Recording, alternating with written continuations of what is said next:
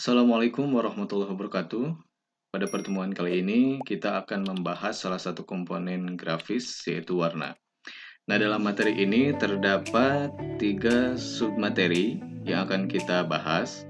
Yang pertama itu metode warna, yang kedua kombinasi warna, dan yang ketiga psikologi warna. Nantinya submateri ini kita akan bahas satu persatu. Namun pada pertemuan kali ini, kita akan membahas metode warna. Nah, kita bahas terlebih dahulu apa itu warna. Di sini terdapat definisi warna. Warna merupakan salah satu komponen grafis yang memiliki peranan atau fungsi membentuk sekaligus menimbulkan persepsi keindahan. Oke, kita bahas satu-satu. Di sini dikatakan warna menimbulkan persepsi keindahan. Contohnya seperti ini. Kita kalau misalkan memilih barang, mau baju, topi, celana, atau misalkan tas, itu biasanya kita pilih barang yang bagus, yang indah, yang menarik ya. Nah, bagus, indah, dan menarik di sini biasanya salah satunya ditentukan oleh warna barang tersebut. Nah, seperti itu. Kemudian di sini warna menimbulkan persepsi psikologi ya. Nah, setiap warna itu memiliki psikologi atau arti masing-masing. Contohnya misalkan warna merah. Warna merah kalau misalkan dilihat dari citra positifnya itu melambangkan keberanian ya. Kalau misalkan dilihat dari citra negatif itu melambangkan biasanya bahaya seperti itu. Nah itu. Jadi warna menimbulkan persepsi psikologi. Kemudian di sini juga disebutkan warna menimbulkan persepsi sugesti. Misal contohnya seperti ini. Kita pergi ke sebuah minimarket, kita ingin membeli sebuah produk snack ya, produk snack yang belum pernah kita coba ya. Misalkan di sana ada snack yang kemasannya itu berwarna merah. Meskipun kita belum mencoba snack tersebut, kita sudah bisa menentukan bahwa snack tersebut rasanya itu pedas karena memiliki kemasan berwarna merah. Dan biasanya kalau misalkan snack kemasan berwarna merah itu rasanya pedas seperti itu. Itu contoh warna menimbulkan persepsi sugesti. Kemudian di sini juga dikatakan warna menimbulkan persepsi suasana. Ini biasanya diaplikasikan dalam film atau video ya. Misal kita mau bikin video atau mau bikin film dengan suasana dingin ya, suasana dingin. Biasanya videonya itu akan dominan warna biru seperti itu ya. Nah itu definisi warna yang menimbulkan persepsi keindahan, psikologi, sugesti, dan suasana. Nah tadi sudah kita bahas apa itu definisi warna. Sekarang kita langsung ke materi metode warna. Tujuan dari materi ini nantinya kita akan mengetahui bagaimana sebuah warna itu tercipta ya. Di sini yang akan kita bahas ada 5 metode warna. Meskipun di luar yang ini itu masih banyak metode warna. Namun di sini akan kita bahas 5 metode warna. Yang pertama itu RGB, yang kedua CMYK, yang ketiga HSL, yang keempat LAB, dan yang kelima RGB hex atau RGB hexa. Nah, nantinya kita akan mengetahui bagaimana menciptakan sebuah warna dengan metode-metode warna yang 5 ini. Baik, kita bahas yang pertama itu metode warna RGB atau red, green, blue. Nah, RGB ini adalah model warna yang dihasilkan oleh cahaya monitor.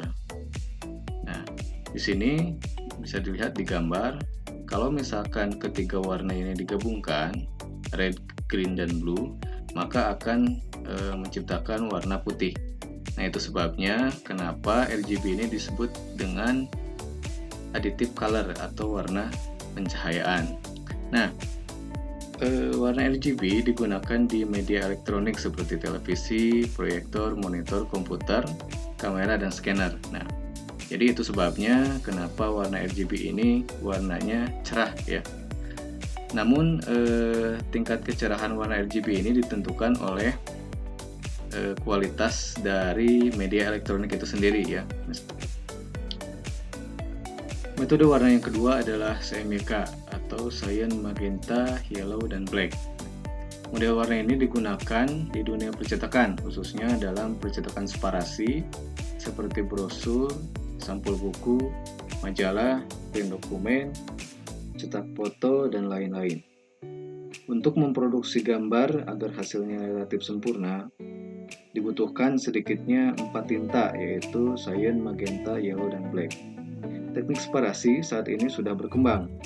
Penggunaan 4 tinta masih dominan ya, tapi metode menambah warna tinta cetak itu berkembang pesat sehingga ada tinta seperti light magenta, light cyan, gray, matte black, dan lain-lain ya. Jadi dalam kebutuhan percetakan, metode warna ini sangat cocok untuk digunakan.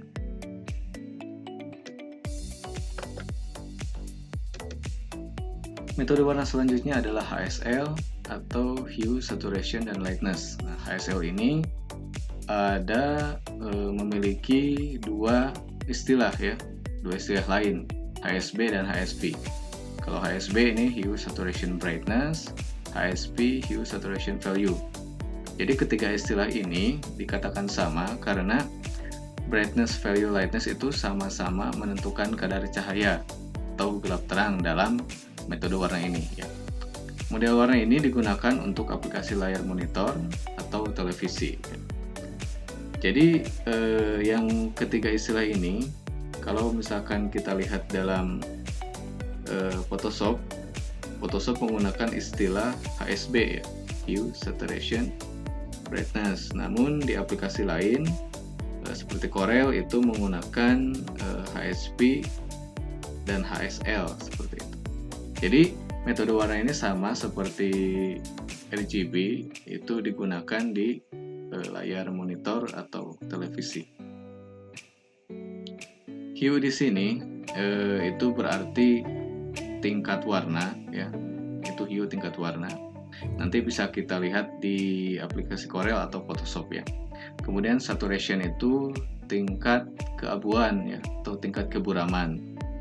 Kemudian lightness, brightness, dan value itu mengatur tingkat cahaya atau gelap terang seperti itu. Metode warna yang selanjutnya adalah LAB atau lightness, sumbu A, dan sumbu B. Nah, LAB di sini bukan berarti laboratorium ya, tapi LAB di sini adalah perpaduan antara lightness dengan sumbu A serta sumbu B ya. Di sini dikatakan sumbu A itu adalah sumbu yang membentang antara warna red, merah, dan warna green, hijau ya. Bisa dilihat di gambar. Kemudian untuk sumbu B adalah sumbu yang membentang antara warna yellow, kuning, dengan warna blue, biru ya, seperti itu. Nah, model warna ini juga sama seperti HSL dan RGB, itu diaplikasikan untuk layar monitor ya. Nah, sumbu-sumbu ini adalah patokan untuk menentukan sebuah warna. Nah, saya kasih contoh secara manual ya. Kita pakai pen. Saya kasih contoh secara manual bagaimana cara menentukan warna dengan metode LAB menggunakan gambar seperti ini atau sumbu koordinat seperti ini. Kita tuliskan dulu L, A, dan B ya. Ini kita lakukan secara manual dulu, nanti saya kasih contoh juga menggunakan aplikasi Corel ya. Oke, misalkan L, lightness-nya itu kita kasih nilai 50, sumbu A-nya kita kasih nilai 50. Oke, B-nya juga sama, kita kasih 50 ya. Jadi biar gampang menentukan titiknya. Oke, di sini dari atas ke bawah ada sumbu L atau lightness ya, dari warna putih ke hitam. Ini menentukan kadar cahaya atau gelap terang. Kemudian di sini ada sumbu A ya, membentang antara warna red dan green. Di sini plus dan di sini min ya. Kalau di A plus itu nilai maksimalnya 100. Kalau di min A itu min 100 ya. Untuk B juga sama. B plus itu nilai maksimalnya 100 dan min B minus 100 ya.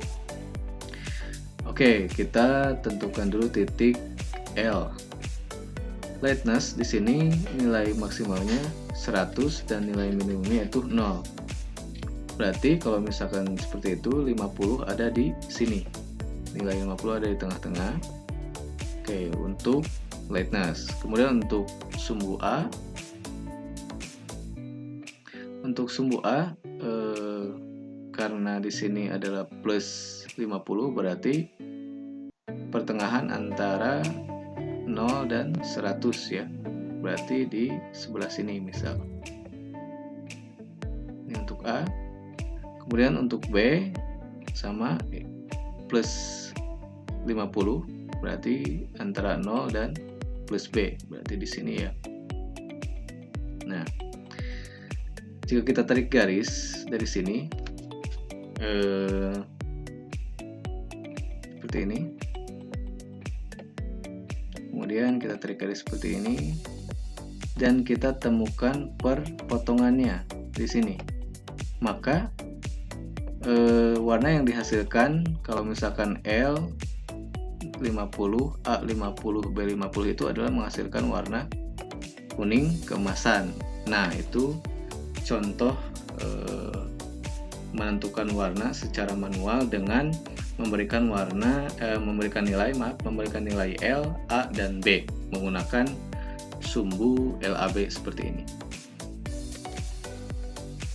Baik, yang terakhir adalah metode RGB hex atau metode red green blue dalam hexa ya. Nah, RGB hexa ini biasanya digunakan oleh programmer atau web designer dalam membuat sebuah tampilan web ya, atau tampilan aplikasi ya. Nah, jadi si programmer atau web designer ini mereka tidak ingin repot-repot memikirkan campuran warna. Jadi mereka daripada harus menulis seperti ini RGB 255,0,0, lebih simpel menggunakan kode seperti ini ya. Nah, model warna ini biasanya diawali oleh tanda pagar seperti ini, kemudian diikuti oleh 6 digit bilangan heksa. Oke. Baik, saya jelaskan di sini. Contohnya ya, di gambar ini ada kode RGB 255, 0 dan 0 ya. Nah, 255 ini adalah nilai untuk red. Kemudian 0 ini adalah nilai untuk green dan 0 yang ketiga ini adalah nilai untuk blue.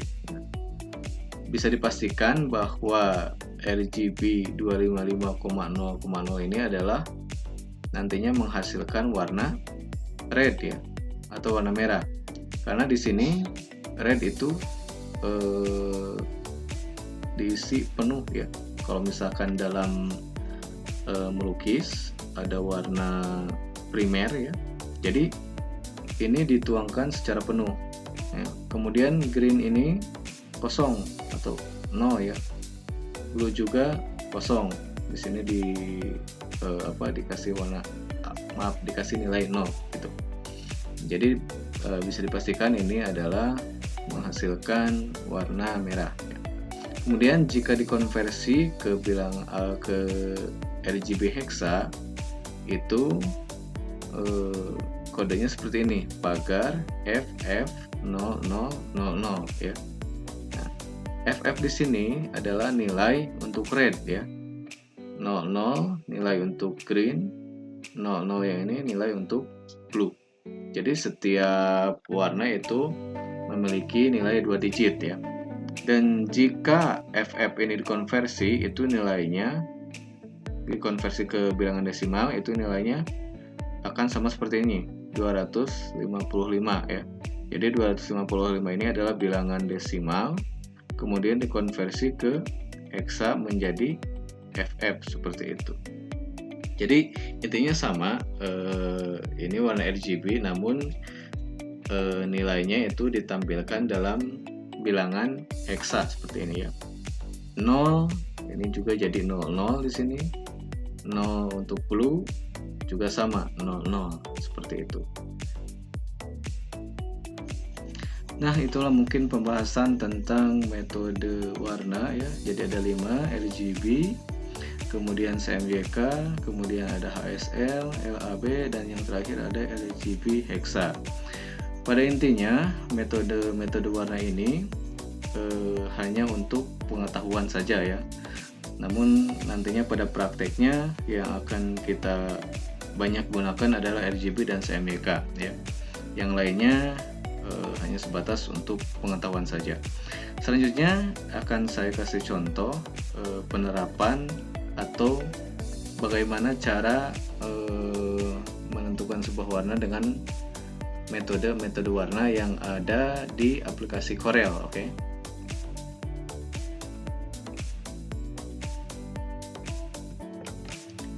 Baik, di sini sudah saya buka aplikasi Corel. Kita akan coba melihat metode warna yang dipakai oleh Corel ya.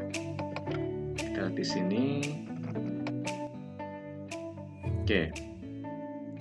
Di sini ada CMY, CMYK, RGB, HSB, HSL, LAB ada ya, LAB, YIK itu. Jadi ada metode warna lain ya, yang terakhir ada grayscale. Kita akan coba melihat atau mengaplikasikan metode warna dengan cara memberikan nilai pada setiap variabel metode warna ya. Misal di sini ada warna biru ya. Oke. Jadi untuk menghasilkan warna biru di metode warna CMYK itu nilai C-nya itu 93, M 78, Y-nya 0, K-nya 0. Jadi kalau misalkan dalam dunia nyata, kalau dalam tinta itu tinta Y dan tinta K atau tinta kuning dan tinta hitamnya itu tidak dipakai ya. Jadi yang dipakai hanya tinta cyan dan magenta untuk menghasilkan warna biru seperti ini. Nah, kalau di RGB itu nilai R-nya itu 57, nilai green-nya 89, kemudian nilai blue-nya 166. Itu untuk menentukan atau menghasilkan warna biru yang seperti ini. Ya, jadi di CMYK nilainya seperti ini, di RGB nilainya seperti ini. Ya, jadi itu tujuan metode warna. Jadi takaran untuk menghasilkan sebuah warna ya, takaran CMYK dan takaran RGB seperti itu. Kemudian kita coba dengan metode lain, misalkan HSL ya, untuk misalkan membuat warna hijau di HSL seperti ini ya. Hue-nya itu 128, berarti hijau ini, jadi hue itu yang ini ya, tingkatan warna. Jadi tingkatannya ada di 1, kalau misalkan yang ini jadi 120 aja, 120 ya. Kemudian tingkat kecerahannya 50. Kemudian untuk S saturation itu tingkat keburaman ya 100 ya. Seperti itu. Kalau di RGB hijau itu R-nya 0, G-nya 254, B-nya 0. Jadi yang terisi penuh adalah yang G green ya, jelas seperti itu. Nah, mudah-mudahan ini bisa mewakili metode-metode warna yang lain. Jadi intinya untuk metode warna tersebut itu hanya menentukan nilai dari setiap variabel metode warna untuk menghasilkan warna tertentu ya, seperti itu. Oke, mudah-mudahan materi ini bisa dipahami. Mohon maaf bila masih banyak kekurangan, dan pertemuan kali ini saya cukupkan sekian. Mudah-mudahan apa yang kita bahas menjadi ilmu yang bermanfaat bagi kita. Saya tutup. Billahi taufiq wal hidayah. Wassalamualaikum warahmatullahi wabarakatuh.